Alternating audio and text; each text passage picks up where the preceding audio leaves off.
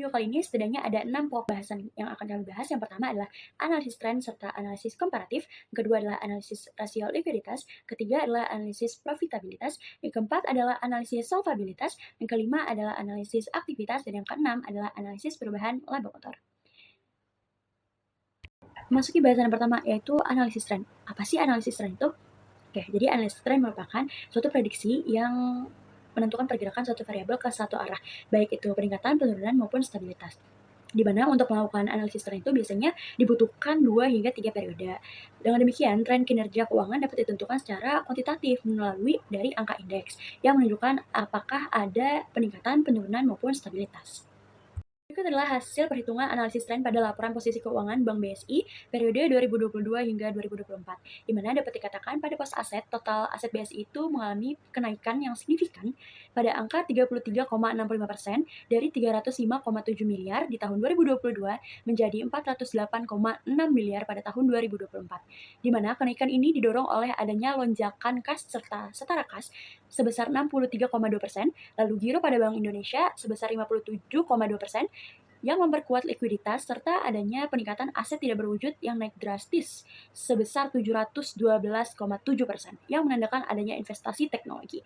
Lalu pada pos pembiayaan, liabilitas, dan juga ekuitas, pertumbuhan di angka 65,9% yang menunjukkan ekspansi kredit BSI, lalu ada total liabilitas yang meningkat sebesar 43,4% dan dana syarikat temporer naik sebesar 29,9% yang mencerminkan adanya peningkatan kepercayaan nasabah kepada Bank BSI. Lalu ekuitas pun menguat pada angka 34,4% yang artinya memperkuat modal Bank BSI.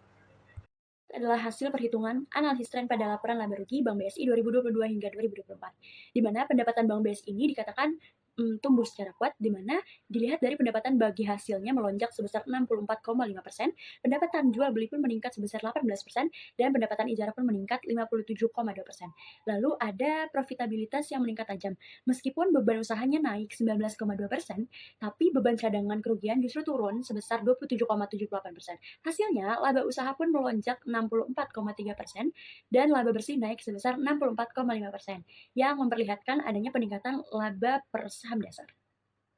Analisis komparatif. Apa sih analisis komparatif itu? Analisis komparatif merupakan analisis dengan membandingkan tiap pos dari laporan posisi keuangan untuk perubahan masing-masing akun dalam laporan keuangan. Tujuannya biasanya itu untuk pembuatan perencanaan, pengambilan kebijakan, keputusan, serta adanya tindakan operasional perusahaan. Di mana analisis komparatif itu dengan membandingkan tahun berjalan dikurang dengan tahun sebelumnya dibagi dengan tahun sebelumnya. Di mana analisis ini tuh mengetahui perubahan yang terjadi pada tahun tersebut. Adalah hasil perhitungan analisis komparatif pada laporan posisi keuangan Bank BSI 2022 hingga 2024, di mana dapat dikatakan bahwa total aset Bank BSI ini tumbuh signifikan sebesar 33,65%, yang didorong oleh adanya peningkatan kas, giro pada Bank Indonesia, pembiayaan, serta aset tidak berwujud yang dimiliki oleh Bank BSI. Yang kedua adalah liabilitas dana syarikat temporer dan ekuitas juga menunjukkan adanya kenaikan dengan liabilitas yang naik sebesar 21,12%, dana syarikat temporer naik sebesar 13,29%, serta ekuitas yang bertambah sebesar 16,27%.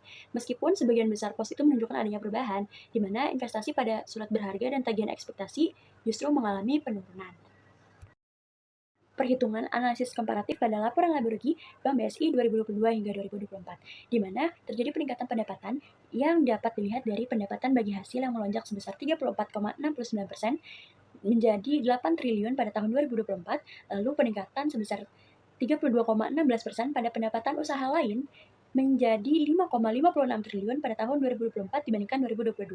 Lalu meskipun beban usahanya meningkat sebesar 15,7% menjadi 11,79 triliun, BSI mampu menunjukkan bahwa efisiensi beban dengan penurunan beban cadangan kerugian sebesar 27,78% menjadi 1,89 triliun. Lalu profitabilitas pun melonjak, di mana laba usaha meningkat sebesar 22,22% menjadi 9,28 triliun, dan laba bersih naik sebesar 22,83% menjadi 7,1 triliun pada tahun 2024, di mana peningkatan ini juga tercermin pada laba per saham yang tumbuh sebesar 22,83 menjadi 151,8 triliun. Oke, kita masuk ke dalam materi analisis rasio keuangan. Yang pertama yaitu analisis rasio likuiditas. Untuk pengertian singkatnya itu, rasio likuiditas adalah ukuran kemampuan perusahaan membayar utang jangka pendeknya dengan aset lancarnya. Ini menunjukkan seberapa cepat aset dapat diubah menjadi kas untuk memenuhi kewajiban segera, menilai kesehatan keuangan jangka pendek, dan menjadi indikator risiko bagi kreditur serta investor.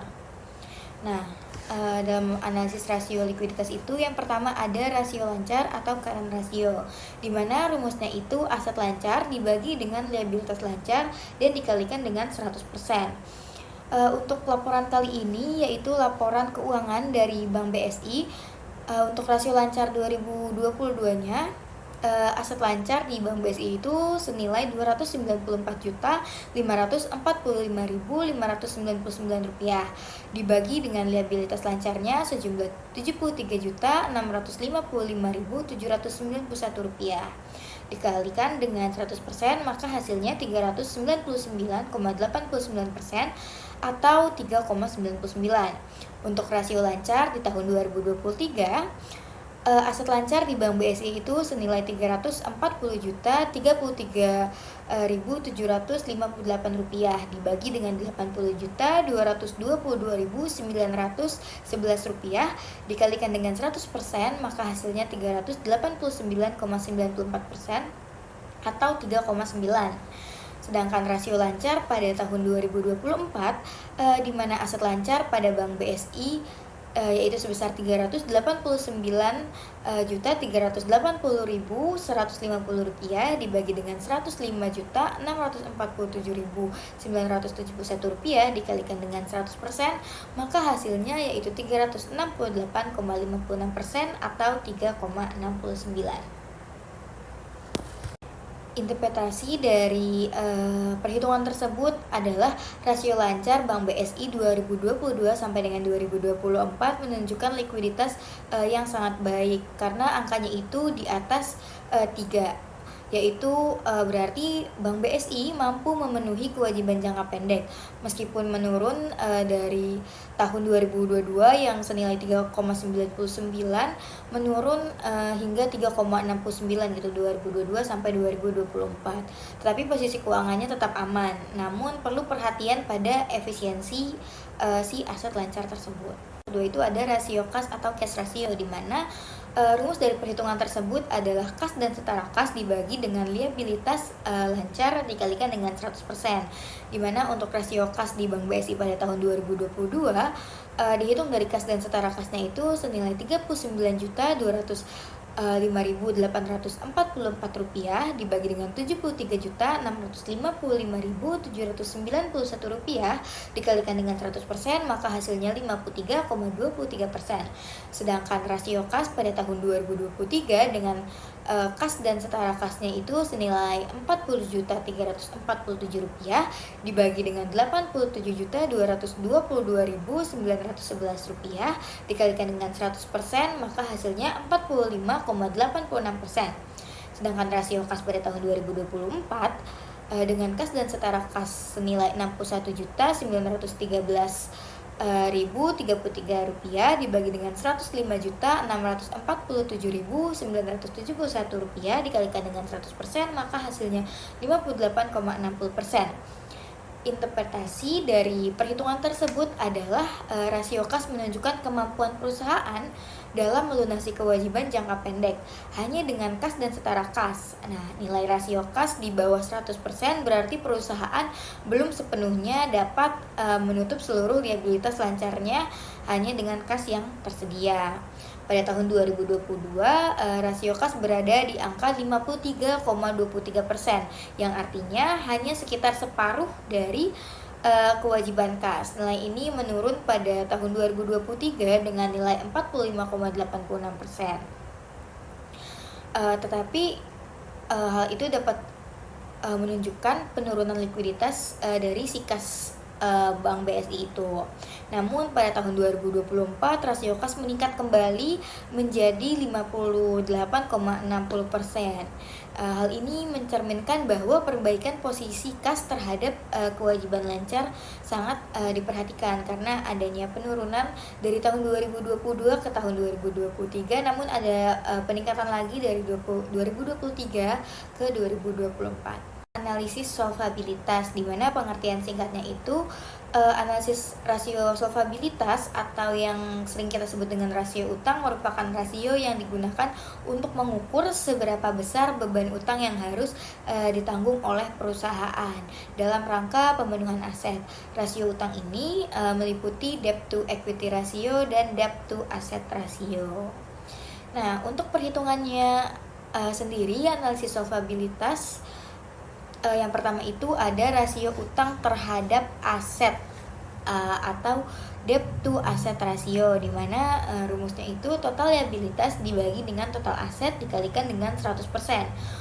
Untuk rasio utang terhadap aset pada tahun 2022 pada Bank BSI, untuk total liabilitasnya itu sejumlah Rp75.791.791 dibagi dengan Rp305.727.438 dikalikan dengan 100%, maka hasilnya 24,09% atau 0,24. Sedangkan untuk rasio utang terhadap aset pada tahun 2023 dengan total liabilitas Rp80.222.918 dibagi dengan Rp353.624.124 dikalikan dengan 100%, maka hasilnya 24,67% atau 0,25.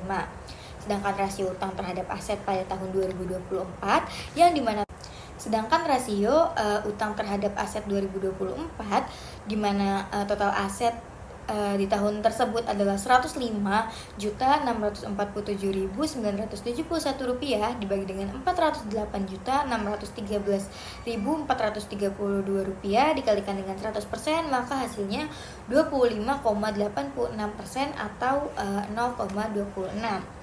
Dari perhitungan tersebut, interpretasinya adalah rasio ini menunjukkan proporsi total aset yang didanai oleh utang pada tahun 2022 sebesar 24,09%, naik di 2023 menjadi 24,67% dan meningkat kembali di tahun 2024 menjadi 25,86%. Artinya posisi pendanaan dari utang sedikit meningkat tiap tahun, namun masih dalam batas wajar di bawah 30%. Hal ini mencerminkan struktur keuangan bank yang relatif sehat dan tidak terlalu bergantung kepada hutang. Kedua itu ada rasio utang terhadap modal atau debt to equity ratio, di mana rumus perhitungannya yaitu total liabilitas dibagi dengan total ekuitas dikalikan dengan 100%. Untuk rasio utang terhadap modal pada tahun 2022 dengan total liabilitas sejumlah Rp73.655.791 dibagi dengan Rp33.506.610 dikalikan dengan 100%, maka rasio utang terhadap modal pada tahun 2022 itu senilai 2,20%. Sedangkan rasio utang terhadap modal 2023 itu dengan total liabilitas sejumlah Rp88.222.918 dibagikan dengan Rp38.739.121 dikalikan dengan 100%, maka hasilnya 2,25%. Sedangkan rasio utang terhadap modal tahun 2024 yaitu Rp105.647.971 dibagi dengan Rp45.041.572 dikalikan dengan 100%, maka hasilnya sebesar 2,35%. Nah, interpretasi dari perhitungan tersebut yaitu rasio ini mengukur seberapa besar utang yang digunakan dibandingkan dengan modal sendiri. Pada tahun 2022, rasio sebesar 2,20% naik menjadi 2,25% di tahun 2023 dan meningkat kembali menjadi 2,35% pada tahun 2024. Kenaikan ini menunjukkan adanya peningkatan ketergantungan pada utang dibandingkan dengan modal sendiri.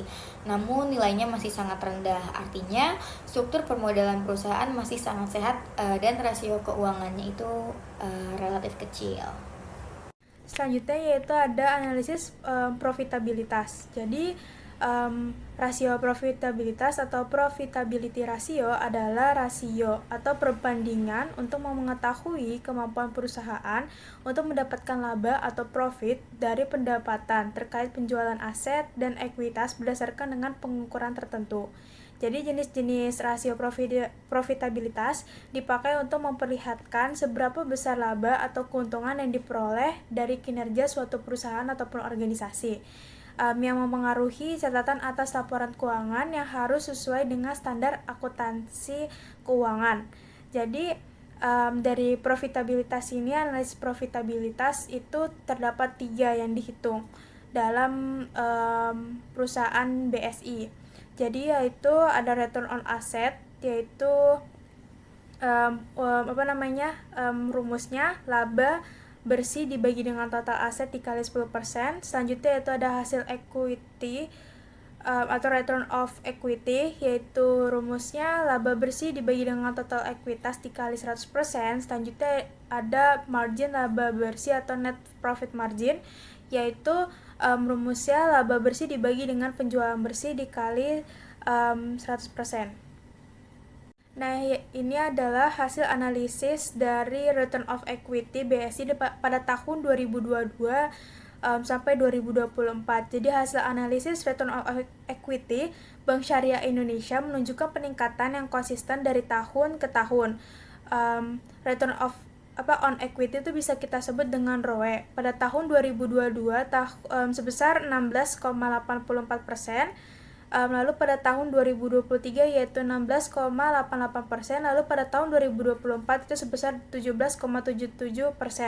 Kenaikan ROE yang konsisten ini mengindikasi bahwa Bank Syariah Indonesia semakin efektif dalam menghasilkan keuntungan bagi para pemegang saham atau pemilik ekuitasnya. Ini berarti bank tersebut semakin baik dalam menggunakan modal yang diinvestasikan oleh pemegang saham atau menghasilkan laba bersih. Jadi peningkatan ROE ini pada Bank Syariah Indonesia merupakan salah satu indikasi untuk menilai kesehatan finansial dan kemampuan bank dalam menghasilkan keuntungan. Selanjutnya yaitu analisis dari return on asset atau biasa kita sebut dengan ROA BSI tahun 2022 sampai 2024. Jadi hasil analisis ROA Bank Syariah ini menunjukkan peningkatan yang konsisten juga dari tahun ke tahun. ROA BSI pada tahun 2022 itu sebesar 1,98%, pada tahun 2023 itu sebesar 2,48%, dan pada tahun 2024 sebesar 2,49%.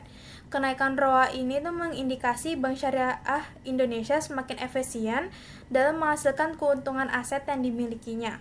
Nah, BSI ini juga semakin baik dalam mengelola asetnya seperti pinjaman dan investasi untuk menghasilkan laba yang berkelanjutan. Peningkatan ROA pada Bank Syariah Indonesia mencerminkan kondisi pasar yang mendukung seperti permintaan pembiayaan syariah yang meningkat atau strategi dari produk bank syariah tersebut yang efektif. Nah, selanjutnya yaitu ada net profit margin punya BSI pada tahun 2022 sampai 2023. Jadi hasil analisis dari net profit margin Bank Syariah Indonesia menunjukkan peningkatan yang konsisten juga dari tahun ke tahun, karena pada tahun 2022 itu bisa kita lihat yaitu sebesar 22,0%, pada tahun 2023 itu sebesar 27,8%, lalu pada tahun 2024 sebesar 37,37%. Kenaikan net profit margin konsisten ini mengindikasi bahwa Bank Syariah itu semakin efisien dalam mengubah setiap rupiah pendapatan menjadi laba bersih. Artinya bank tersebut itu semakin baik dalam mengelola biaya operasional dan biaya lainnya yang relatif terhadap pendapatan yang dihasilkannya. Sehingga dengan net profit marginnya ini yang makin meninggi, itu memiliki keunggulan kompetitif yang signifikan, memungkinkan investor untuk berinvestasi lebih lanjut, memperluas jangkauan atau memberikan nilai lebih kepada pemegang sahamnya. Selanjutnya yaitu ada analisis aktivitas. Jadi rasio aktivitas adalah rasio yang menggambarkan kemampuan manajemen perusahaan dalam menggunakan dan mengoptimalkan aktiva yang dimiliki perusahaan. Jadi rasio aktivitas dapat digunakan untuk melihat seberapa efisien dan efektif perusahaan dalam mengelola aset yang dimilikinya. Nah, analisis aktivitas itu dibagi menjadi 3 yang kita hitung dari bank syariahnya. Yang kita ambil tuh ada receivable turnover, ada fixed asset turnover, ada total asset turnover. Nah, untuk rumusnya yaitu receivable turnover ada penjualan dibagi piutang, fixed asset turnover itu ada penjualan dibagi dengan aset tetap, total asset turnover-nya itu penjualan dibagi dengan total aset. Selanjutnya kita hitung dari hasil analisis receivable turnover BSI tahun 2022 sampai 2024. Jadi hasil analisis receivable turnover BSI menunjukkan peningkatan yang konsisten dari tahun ke tahun. Pada tahun 2022 itu sebesar 0,193, pada tahun 2023 itu sebesar 0,99, pada tahun 2024 itu sebesar 0,220.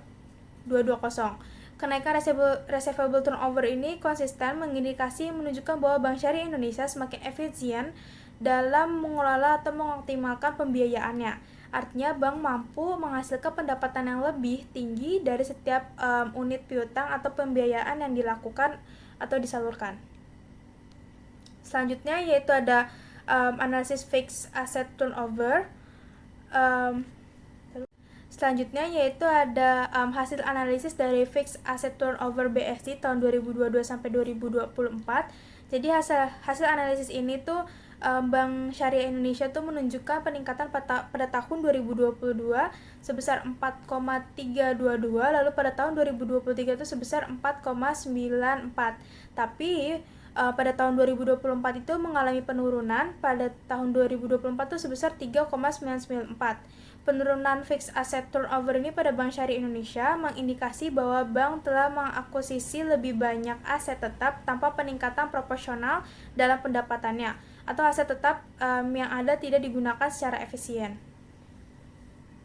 Selanjutnya itu ada analisis aktivitas. Jadi hasil dari total akses turnover BSI tahun 2022 sampai 2024 ini menunjukkan penurunan.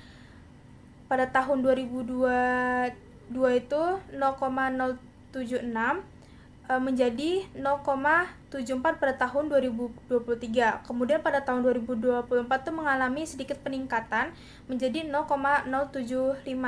Peningkatan tersebut menunjukkan bahwa efisiensi penggunaan aset secara keseluruhan relatif konsisten.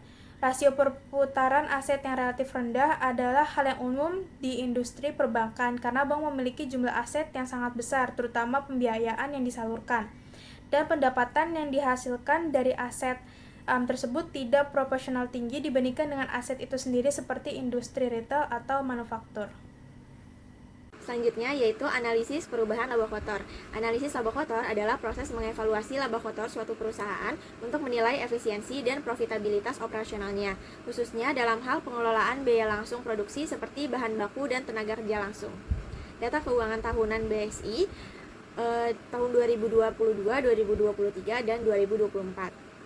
Pada tahun 2022, hak bagi hasil milik bank sebesar Rp15.590.696. Lalu ada pendapatan usaha lainnya sebesar Rp3.701.111. Beban usahanya yaitu ada Rp9.895.336. Pada tahun 2023, hak bagi hasil milik bank sebesar Rp16.258.575. Pada pendapatan usaha lainnya sebesar Rp4.204.466. Lalu pada beban usahanya yaitu sebesar Rp10.249.204. Lalu pada tahun 2024, hak bagi hasil milik bank sebesar Rp17.409.000. Rp409.174. Pendapatan usaha lainnya yaitu Rp5.556.479. Pada beban usaha yaitu sebesar Rp11.793.642. Sumber ini berasal dari laporan keuangan BSI pada tahun 2023 dan 2024. Rumus untuk mencari laba kotor yaitu laba kotor sama dengan hak bagi hasil milik bank ditambah pendapatan usaha lainnya dikurang dengan beban usaha. Nah, untuk perhitungannya yang selanjutnya yaitu ada laba kotor tahun ini dikurang laba kotor tahun sebelumnya. Lalu untuk melihat perubahannya yaitu dalam kurung jumlah laba kotor dibagi laba kotor tahun sebelumnya tutup kurung dikali 100%. Nah, ini adalah perhitungan dari laba kotor BSI pada tahun 2022, 2023, dan 2024. Pada tahun 2022, perhitungannya laba kotor sama dengan Rp5.590.696 ditambah Rp3.701.111 dikurang Rp9.895.336. Maka didapatkan hasilnya yaitu Rp9.396.471. Lalu pada tahun 2023 laba kotor sama dengan Rp16.258.575 ditambah Rp4.204.466 dikurang Rp10.249.204. Lalu didapatkan hasilnya yaitu Rp10.213.837. Perhitungan selanjutnya yaitu jumlah laba kotor sama dengan Rp10.213.837 dikurang Rp9.396.471. Maka didapatkan hasilnya yaitu Rp817.336. Nah, untuk mencari perubahannya yaitu dalam kurung Rp817.366 dibagi Rp9.396.471 tutup kurung dikali 100%. Hasilnya yaitu 8,70%. Lalu pada tahun 2024 laba kotor sama dengan Rp17.409.174 ditambah Rp5.556.479 dikurang Rp11.793.642. Lalu didapatkan hasilnya yaitu Rp11.172.011. Nah, jumlah laba kotornya yaitu sama dengan Rp11.172.011 dikurang dengan Rp10.213.837. Hasilnya yaitu Rp958.174. Nah, untuk melihat perubahannya yaitu dalam kurung Rp958.174 dibagi Rp10.213.837 tutup kurung dikali dengan 100%, yaitu didapatkan hasilnya 9,38%. Nah, berikut ini merupakan tabel ringkasan laba kotor beserta perubahannya. Di sini juga bisa dilihat ada diagramnya. Dari perhitungan sebelumnya dapat dilihat bahwa Bank Syariah Indonesia Tbk menunjukkan pertumbuhan laba kotor yang stabil dan konsisten selama 3 tahun berturut-turut. Pada tahun 2023 mencatat kenaikan laba kotor sebesar 817,4 juta atau 8,70% dibanding dengan 2022. Nah, pada tahun 2024 mencatat kenaikan lebih tinggi sebesar 958,2 juta atau 9,38% dibanding dengan 2023. Nah, pertumbuhan ini sejalan dengan peningkatan pendapatan dari hak bagi hasil milik bank dan fee-based income dengan kontrol beban usaha yang tetap efisien. Faktor-faktor yang mempengaruhi fluktuasi pendapatan yang berdampak langsung pada kenaikan laba kotor BSI tahun 2022 sampai 2024 itu berasal dari dua komponen utama pendapatan usaha, yaitu hak bagi hasil milik bank, pendapatan dari dana syarikat temporer. Penyebab kenaikannya yaitu bisa saja dari pertumbuhan pembiayaan musyarakah dan murabahah terutama di sektor UMKM dan retail. Lalu ada perluasan cabang domestik dan internasional, misalnya pembukaan cabang penuh di Dubai. Lalu kenaikan volume dana pihak ketiga atau DPK, meningkatkan dana yang dapat disalurkan sebagai pembiayaan. Lalu yang kedua yaitu ada pendapatan usaha lainnya atau fee-based income. Nah, penyebab kenaikan ini bisa dari peluncuran dan ekspansi layanan digital dan mobile banking seperti Buy on by BSI. Lalu ada peningkatan transaksi nasabah lewat kanal digital, yaitu lebih banyak fee income-nya. Berdasarkan analisis yang kami lakukan, dapat disimpulkan bahwa selama periode 2022 hingga 2024, Bank Syariah Indonesia menunjukkan kinerja keuangan yang solid dan konsisten. Dengan pertumbuhan laba kotor yang berkelanjutan, didorong oleh peningkatan pendapatan dari pembiayaan syariah, khususnya musyarakah dan murabahah, serta kontribusi fee-based income. Lalu adanya strategi ekspansi ke segmen UMKM dan retail, perluasan jaringan cabang, serta adanya efisiensi operasional yang disiplin turut juga memperkuat profitabilitas serta ketahanan Bank BSI dalam menghadapi dinamika pasar, yang menjadikannya entitas yang stabil serta perspektif di sektor perbankan syariah. Melihat tren pertumbuhan positif yang telah dicapai oleh Bank BSI selama 3 tahun terakhir, tentunya penting juga bagi perusahaan untuk tidak hanya mempertahankan momentum ini, tetapi juga memperkuat strategi yang ada supaya lebih berkelanjutan.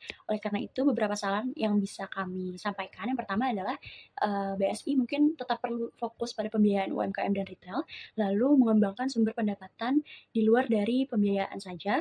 Yang ketiga yaitu memanfaatkan teknologi untuk efisiensi biaya, serta memperkuat manajemen risiko supaya pertumbuhan tetap sehat dan berkelanjutan. Kurang lebih sekian yang dapat kami sampaikan. Wassalamualaikum warahmatullahi wabarakatuh.